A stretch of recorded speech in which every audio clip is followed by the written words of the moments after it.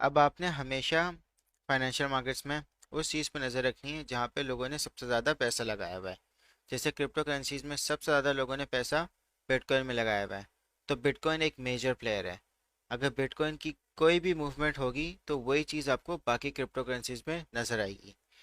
कुछ एक्सेप्शंस होती हैं, मगर ओवरऑल अगर कोई भी एक मेजर मूव बिटकॉइन करेगा वो आपको बाकी क्रिप्टो करेंसीज में रिफ्लेक्टेड नज़र आएगा। मैं आपको कंपेयर के थ्रू समझाता हूँ। जो आप ट्रेडिंग में प्लस फीचर है, अगर आप इस पर क्लिक करेंगे तो आप जो भी चार्ट आप देख रहे हैं उसको आप किसी दूसरे चार्ट के प्राइस से कंपेयर कर सकते हैं। जैसे लाइट कॉइन है, ये भी एक क्रिप्टो करेंसी है, तो मैं आपको बिटकॉइन और लाइट कॉइन की मूवमेंट को कंपैरिजन करवाता हूँ। जो ऑरेंज कलर है ये लाइट कॉइन का प्राइस है। आप सिर्फ देखें कि जब बिटकॉइन अप ट्रेंड में गया तो उसी तरह लाइट कॉइन भी अप ट्रेंड में गया। जहाँ बिटकॉइन डाउन ट्रेंड में गया तो उसी तरह लाइट कॉइन भी ड्रॉप हो गया। जब दोबारा बिटकॉइन ने अपना बुल मार्केट शुरू की तो इसी तरह लाइट कॉइन की भी प्राइस ऊपर गई। एक और एग्जांपल देख लेते हैं, जैसे इथेरियम है।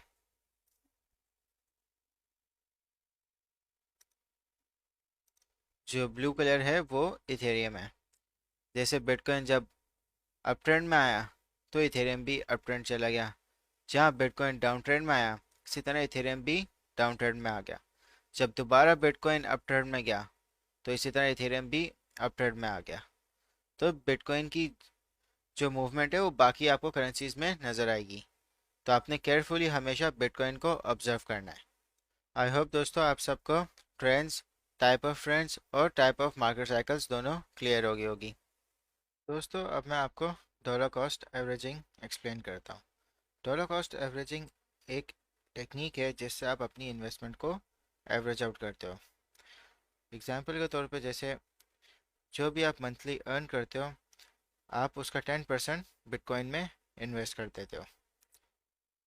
ये टेक्निक इतनी इफ़ेक्टिव है, इसको मैं आपको एक स्टोरी की तरह समझाता हूँ। आप और आपके दोस्त दोनों आप लोग बिटकॉइन में इन्वेस्ट करना चाहते हो। आप दोनों के पास $12,000 का फंड है। आपका दोस्त बोलता है कि मैं एक ही दफ़ा बिटकॉइन खरीद लूँगा, और आप कहते हो कि आप हर महीने $1,000 का बिटकॉइन खरीदोगे। दोनों का फंड साइज सेम है, सिर्फ स्ट्रैटेजी डिफरेंट है। आपका दोस्त एक ही दफ़ा खरीद लेगा और आप हर महीने $1,000 का खरीदोगे। तो जनवरी का टाइम है, बिटकॉइन का प्राइस 40,000 है, तो आपके दोस्त ने बिटकॉइन $40,000 का खरीद लिया और टोटल क्वांटिटी उसके पास 0.3 आ गई। आपने क्या किया, 40,000 का बिटकॉइन था, आपने $1,000 का बाय कर लिया। उसकी क्वांटिटी आपसे 10 टाइम्स ज़्यादा है और आपकी उसकी 10 टाइम्स कम है। फिर भी आपका नेक्स्ट मंथ आया, उस वक्त बिटकॉइन का प्राइस और ज़्यादा था, 45,000 पता, आपने फिर $1,000 का ख़रीद लिया। फिर उससे नेक्स्ट मंथ आपने $1,000 का ख़रीद लिया और कंटिन्यूसली आपने 12 महीने $1,000 का ख़रीदते रहे, मगर आपने प्राइस को नहीं देखा। फिर साल का एंड हुआ, उस वक्त बिटकॉइन $20,000 पे क्लोज हुआ।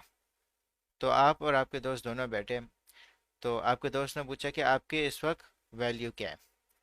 तो आपने उसको वैल्यू बताई कि जो आपकी एवरेज प्राइस थी बिटकॉइन की बाइंग की वो 28,500 थी, और जो आपके पास इस वक्त टोटल क्वांटिटी है वो 0.48 बिटकॉइंस की है, और जो उनकी वैल्यू है वो इस वक्त 13,583 है। आप ऑलरेडी प्रॉफिट में आ गए। और जो आपका दोस्त है उसने साल के शुरू में $40,000 पर ख़रीदा था, और साल के आखिर में जब बिटकॉइन की वैल्यू 20,000 पे पहुंच गई तो जो उसकी वैल्यू थी वो 50% से डिक्रीज हो गई। $6,000 का उस वक्त टोटल उसकी वैल्यू उसके पास पड़ी हुई है अभी बिटकॉइन की। दोस्तों अगर हम सिर्फ कंपेयर करें, दोनों का फंड साइज सेम था, सिर्फ बाइंग स्ट्रेटेजी डिफरेंट थी। आपने उन महीनों का फ़ायदा उठा लिया जहाँ पे बिटकॉइन बहुत ज़्यादा कम प्राइस पे था, तो इससे आप ज़्यादा क्वांटिटी बाय कर सके। तो इससे क्या हुआ, आपका जो एवरेज प्राइस था वो भी काफ़ी रिड्यूस हो गया, आपकी क्वांटिटी भी बढ़ गई, और आप इवन के बिटकॉइन जब 50% अपनी वैल्यू ड्रॉप कर गया तो तब भी आप प्रॉफिट में थे।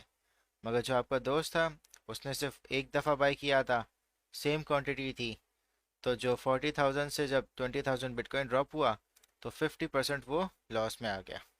अब सपोज नेक्स्ट ईयर बिटकॉइन की वैल्यू $55,000 पे आती है, तो आपका दोस्त आपको एडवाइस करता है कि आप वो भी प्रॉफिट में आ गए तो सेल कर लेते हैं, तो आप भी एग्री हो जाते हैं। तो आप दोनों अपने बिटकॉइन की होल्डिंग्स $55,000 पे सेल करते हैं। जो आपका दोस्त था उसने प्रॉफिट बना लिया 4,500 और 38% रिटर्न ओवरऑल अपने $12,000 के फंड पे। जो आपने प्रॉफिट बनाया वो आपने बनाया 14,213, यानी 118% आपने रिटर्न बना लिया। डॉलर कॉस्ट एवरेजिंग की वजह से आपकी क्वांटिटी भी ज़्यादा होगी और आपकी एवरेज परचेजिंग प्राइस भी। तो आपने कभी भी 100% बाइंग नहीं करनी, हमेशा इन पार्ट्स बाय करें, डॉलर कॉस्ट एवरेज करें, तो आप लॉन्ग टर्म हमेशा फ़ायदे में होंगे। दोस्तों, डॉलर कॉस्ट एवरेजिंग का भी एक तरीका है। आपने हमेशा मार्केट साइकिल को डिटरमाइन करना है। मार्केट साइकिल आपको सेंटिमेंट से पता चलेगा। जैसे यहाँ पे बिटकॉइन की बुल मार्केट थी, तो अगर मैं डॉलर कॉस्ट एवरेजिंग कर रहा होता तो मैं यहाँ पे बाय करता, फिर मैं यहाँ बाय करता, फिर मैं यहाँ बाय करता। इवन अगर आप यहाँ देखें तो यहाँ पे एक डाउन ट्रेंड आ गया है, तो मैं यहाँ पे बाय कर लेता, फिर मैं दोबारा बाय करता, फिर मैं दोबारा बाय करता।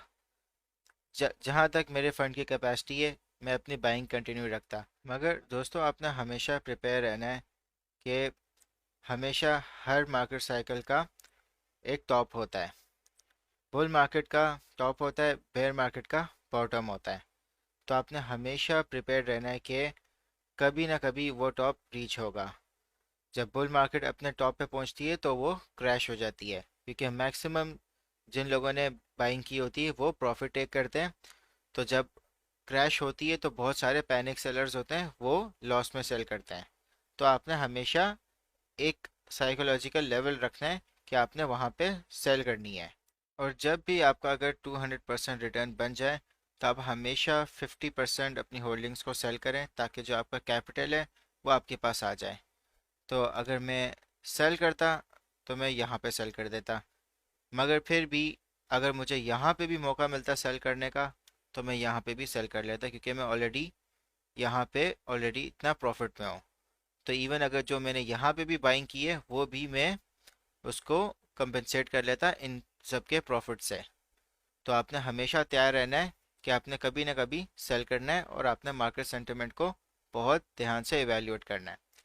और अगर आप बेयर मार्केट में होते हैं, बेयर मार्केट हमेशा बेस्ट टाइम होती है डॉलर कॉस्ट एवरेजिंग के लिए, क्योंकि आप हमेशा लोएस्ट प्राइस से आप ज़्यादा क्वांटिटी बाई कर सकते हैं।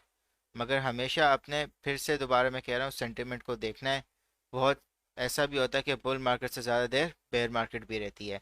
तो आपने अपना रिस्क को मैनेज करना है कि आपको जो आप पैसा लगा रहे हो उसको आपको इमीडिएटली ज़रूरत नहीं है।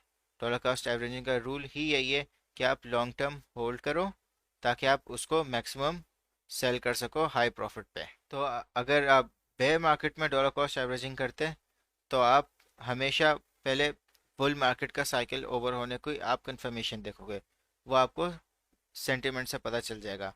आगे जब हम टेक्निकल एनालिसिस कोर्स में पढ़ेंगे तो हम आपको इंडिकेशंस बताएंगे कि जहाँ पे बुल मार्केट ख़त्म हो गई है।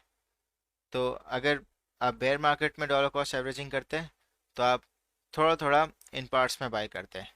यहाँ पे कुछ बाय कर लेते हैं, फिर यहाँ कुछ बाय कर लेते हैं, फिर कुछ यहाँ बाय कर लेते हैं। तो आप एक सीक्वेंस रखते हैं। अब हमारा जो लास्ट टॉपिक है वो है पोर्टफोलियो मैनेजमेंट।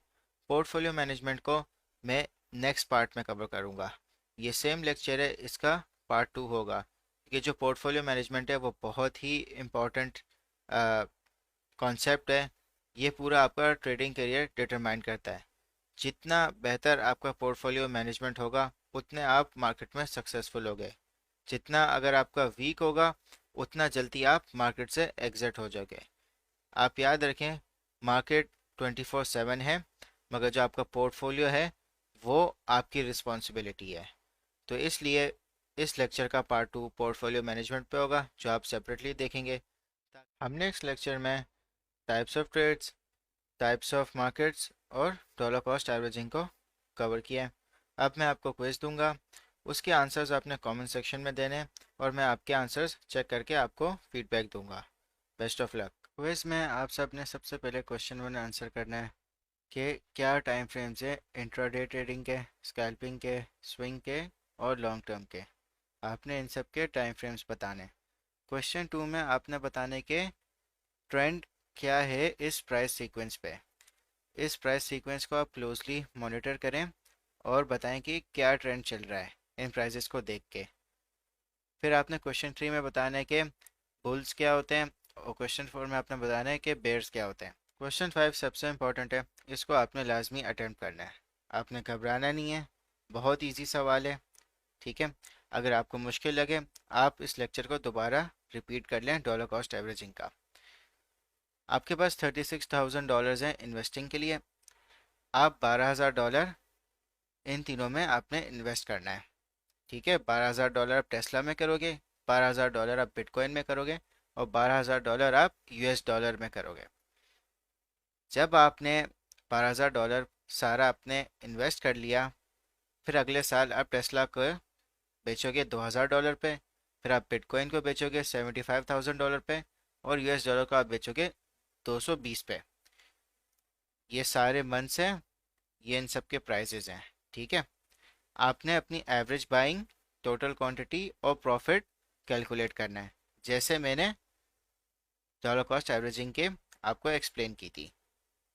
और याद रखना, आप $1,000 हर महीने इनमें इन्वेस्ट कर रहे हो।